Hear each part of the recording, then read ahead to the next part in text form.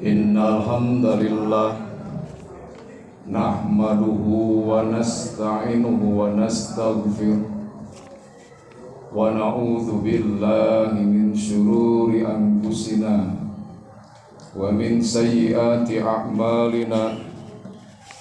May yahdihillahu fala mudilla lahu wa may yudlilhu fala hadiya lahu. Ashhadu an la ilaha illallah wahdahu la syarika lah wa ashhadu anna Muhammadan abduhu wa rasuluh la nabiyya wa la rasula ba'dah. Fa ya ibadallah usikum wa nafsi bi taqwallah faqad fazal muttaqun. Wa qala Allah ta'ala fi kitabihil karim, a'udzu billahi minasy syaithanir rajim.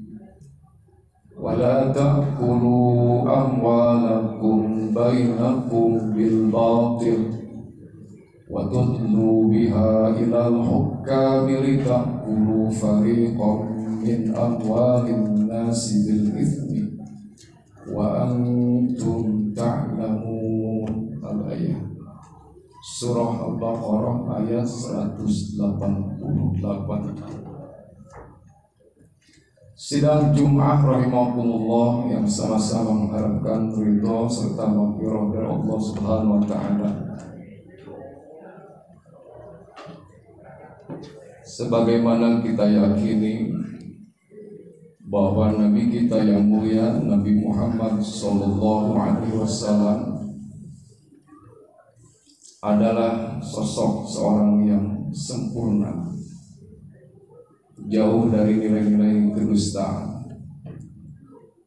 Maka informasi ataupun kisah yang disampaikan oleh beliau melalui hadis yang para ulama sudah mengkategorikannya hadisnya sebagai hadis derajat sahih, niscaya adalah nilai kebenarannya adalah benar-benar bisa diterima oleh kita. Sebagaimana sahabat Abu Hurairah, Imam Bukhari meriwayatkannya, Nabi pernah menceritakan kepada sahabat tentang kisah dahulu di mana telah terjadi dua orang yang bertransaksi jual beli. Singkat cerita, ishtara rajulun, seseorang itu membeli aqaran, sebidang tanah. Lalu singkat cerita setelah dibelinya, fawajada, orang yang membeli itu menemukan al-aqara fi aqarihi jarratan, di sebidang tanah itu tersimpan harta simpanan berupa kendi. Fiha dhahabun, ternyata kendi itu di dalamnya terdapat emas. Faqala lahu, maka berkata orang yang telah membeli sebidang tanah itu, kalau disebutlah sekarang ini komplain kepada penjual dengan mendatanginya, lalu berkata, khud dahabaka, ambillah emasmu ini. Innamastaraitu minkal ardo, sesungguhnya kami hanya membeli, sesungguhnya aku membeli barang dari kamu itu hanya tanah saja. Walam atba minka dhahaba, dan aku tidak bermaksud diniatkan untuk membeli emas. Masyaallah muslimin rahimakumullah. Bila dikaitkan dengan sekarang kondisi saat ini, pertanyaannya, adakah seorang pembeli yang seperti itu? Paling juga ketika seorang pembeli mendatangi lagi kepada penjual adalah mengadukan sesuatu yang kurang pada barang yang dibeli. Tapi hal ini sebagaimana Rasulullah mengisahkan, orang itu membeli tanah, di dalam tanahnya terdapat kendi, di kendinya ada emas, lalu dikembalikan kepada sang penjual. Silakan ambil lagi. Ternyata respon dari orang yang menjual tanah tersebut setelah ditawarkan emas untuk dikembalikan dari sang pembeli, dia mengatakan, innama bi'tuka al-ardo wa ma fiha. Sesungguhnya aku sudah menjual tanah ini beserta isinya. Wa ma fiha. Ternyata pembeli hendak mengembalikan, sang penjual tidak mau menerima begitu saja. Sekali lagi, adakah terjadi transaksi seperti kedua yang pernah disampaikan oleh Rasulullah saat ini? Tentunya sulit kita menemukan. Yang satu ingin mengembalikan hartanya yang belum jelas-jelas adalah kepemilikan darinya dan dia hanya sekedar membeli tanah. Lalu yang kedua, dia sudah rela menjualnya itu tanah beserta isinya. Lalu masyarakat muslimin rahimakumullah, fatahakama, keduanya sang pembeli dan penjual itu mengadukanlah, mengangkat hakim. Artinya permasalahannya dimajukan ke persidangan untuk mengambil sebuah keputusan yang mutlak ataupun keputusan yang pasti bagi masing-masing pihak. Kalau sekarang orang yang mengadukan sesuatu yang disengketakan atau dipermasalahkan adalah saling satu sama lain, saling mengaku-mengaku, padahal bukan jelas-jelas kepemilikannya. Tapi kisah ini ternyata berbeda dengan saat yang sering kita dengar. Masyarakat muslimin rahimakumullah, maka seorang hakim yang diangkat sebagai pemberi nanti keputusan kepada permasalahan keduanya itu, dia berkata kepada keduanya dengan perkataan untuk memberikan keputusan. Ternyata hakimnya adalah seorang hakim yang jujur, yang memang sebelumnya memiliki kebingungan bagaimana ini memutuskan. Yang satu ingin mengalihkannya, yang satu lagi penjual tidak mau menerimanya. Lalu pertanyaannya, alakuma waladun, apakah kalian berdua punya anak? Maka berkata yang satunya, nah, aku punya. Li gulamun, saya punya anak laki-laki yang masih single. Wa qala ar-rajulul akhar, lalu berkata yang satunya lagi, li jariyatun, aku pun punya seorang anak gadis yang masih single pula. Maka keputusannya diambil oleh seorang qadhi, oleh seorang hakim. Kata beliau mengatakan, ankihul gulamal jariyata, maka nikahkanlah anak laki-laki yang masih perjaka itu dengan anak perempuan yang masih gadis.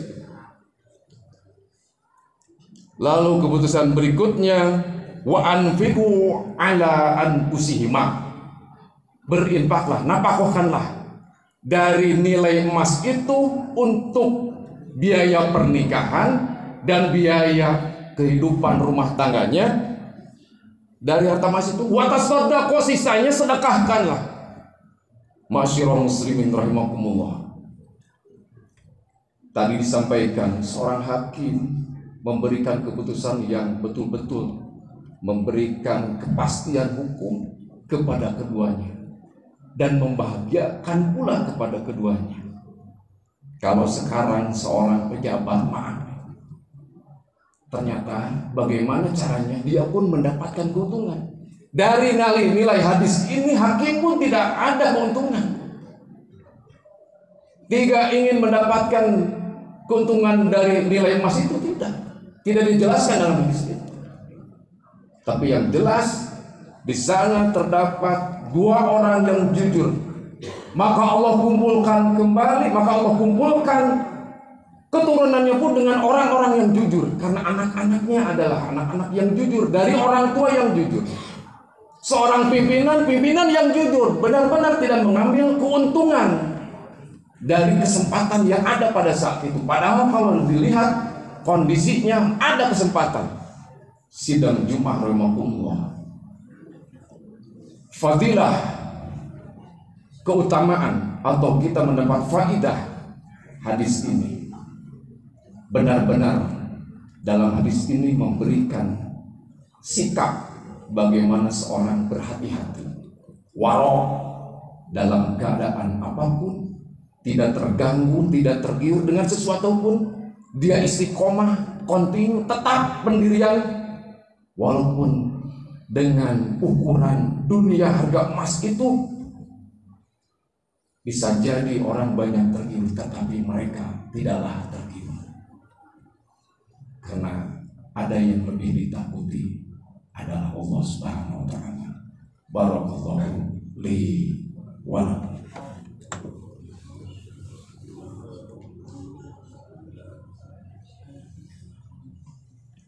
Alhamdulillah bi ni'matihi tatimmus sholihati. Asyhadu an la ilaha illallah wahdahu la syarikalah wa asyhadu anna Muhammadan abduhu wa rasuluh la nabiyya wa la rasula ba'da. Amma ba'd. Sidang Jumat rahimakumullah yang berbahagia, bila dikaitkan dengan ayat yang khatib bacakan tadi, surah Al-Baqarah ayat 188, Allah Subhanahu wa taala mewanti-wantikan, mengingatkan kepada kita semua, la ta'kulu amwalakum bainakum, kalian semua janganlah mengambil harta, memakan harta di antara kamu semua, bil batili, dengan cara batal, dengan cara salah. Apapun caranya, memanipulasi sehingga dia mendapatkan sesuatu itu menjadi kepemilikannya, sehingga digunakannya atau sampai dimakan. Makanya kata Allah Subhanahu wa taala, bil batil itu upayanya adalah watudlu biha ilal hukami. Dia menyampaikan kepada seorang hakim supaya hakim itu memutuskan dengan cara dia memanipulasinya itu seolah-olah dia adalah orang yang benar, padahal dia sembunyikan yang sebetulnya itu adalah haram menjadi halal. Atau diputar-balikan, yang sesuatunya itu adalah halal diharamkan. Watudlu biha, dengan tujuan litakulu fariqom min amwalin nas, supaya kamu bisa mengambil harta orang lain. Atau ananda semuanya, misalnya bagaimana caranya dia dengan cara tidak jujurnya datang ke warung dengan pengakuan, berdasarkan pengakuan dia tidak atas dasar kejujuran, dia mengatakan saya beli ini jumlahnya ini, padahal tidak seperti itu. Yang demikian itu adalah manipulasi, atau bahasa kerennya sekarang darmaji, dahar lima ngaku hiji. Ayatnya ini larangannya. Ketika ditanyakan, dia menyampaikan Bagaimana caranya? Watullu biha ila hukami. Siapa saja hakim, bukan pengadilan saja. Mungkin ditanya oleh sang penjaga, ditanya kepada sang pemilik warung, lalu dia sampaikan, saya membelinya seperti ini, saya mengambil barangnya seperti ini. Bil itsmi wa antum ta'lamun, dengan cara dosa, kata Allah, sementara kamu tahu itu. Sidang Jumat rahimakumullah yang berbahagia. Kalau orang tadi dia berhati-hati sesuatu yang belum jelas, jangankan yang haram dan halal, yang belum jelas kepada perkara tentang kehalalan dan keharamannya itu dia tidak berani mengambilnya. Kategori bahasa agamanya adalah syubhat. Kalau kita mau bukan masalah, justru jangankan masalah yang syubhat, yang jelas haram dilakoni. Yang jelas itu adalah sesuatu dilarang, dikeroyok weh. Padahal kata Rasulullah SAW berkenaan dengan sikap kehati-hatian, yang halal, yang haram itu sudah jelas. Wa bainahuma asyubuhatu, dan di antara yang halal dan haram itu terdapat yang samar, subhat. Maka wanti-wanti Rasulullah SAW, wa man waqa'a fis subuhati, barang siapa yang terjatuh tergelincir pada perkara yang subhat, faqad waqa'a fil haram, maka dia sudah terjatuh kepada sesuatu perkara yang haram. Kalau dua orang tadi dia berhati-hati benar sesuatu yang belum jelas. Kalau kita terbalik, nunges jelas haram dikeroyok. Sidang Jumat rahimakumullah, mudah-mudahan sikap kejujuran walaupun dianggap asing saat ini, jadilah kita masing-masing semua, khatib barangkali, seluruh siswa dan semuanya hadirin rahimakumullah, untuk menjadi orang-orang yang menggantikan atau menjadi sosok orang yang dianggap tidak ada seperti yang dikisahkan dalam hadis tadi. Jangan menunggu orang lain untuk berbuat jujur, kita dulu yang jujur. Karena nilai kejujuran itu benar-benar akan memberikan dampak yang baik. Fa innas sidqa yahdi ilal birri. Jujur itu akan berdampak satu kebaikan. Sementara kebaikan itu wa innal birra yahdi ilal jannati, dan ketika sudah diraih kebaikan, maka kebaikan pula akan memberikan kesempatan untuk mudahnya dimasukkan surga oleh Allah Subhanahu wa taala. Sidang Jumat rahimakumullah, mudah-mudahan Allah memberikan kekuatan kepada kita semua, terkhusus pada pembahasan kali ini kita senantiasa istiqomah dalam berperilaku jujur. Ya muqallibal qulub tsabbit qalbi ala dinika wa ala ta'atik. Rabbana atina fid dunya hasanah wa fil akhirati hasanah wa qina adzabannar. Aqulu qouli hadza astaghfirullah li